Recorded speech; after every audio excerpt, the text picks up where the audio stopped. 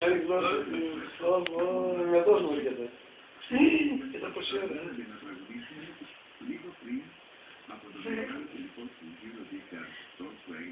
Είναι μεγάλος ο γέλος. Καλά, άρεσε, έχει επιλέξει.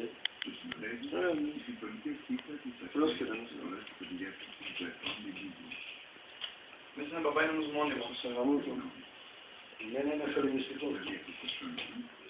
Και με την ευκαιρία που ο Ρολάντο Βιασόν εμφανίζεται στις 29 Οκτωβρίου για πρώτη φορά στην Ελλάδα, στο μέγαρο των Χριστιανών, υπό τη διεύθυνση του Ανδρέα Πιναδημόνου με την Εθνική Συμφωνική Στρατή. Το πάμε 2 χρόνια πίσω.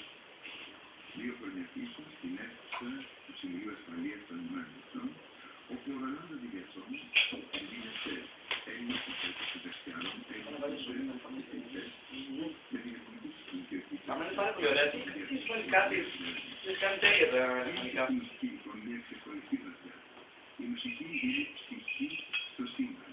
Η ποίηση τεράστια στο σύμπαν. Δεν μη διαβάζει.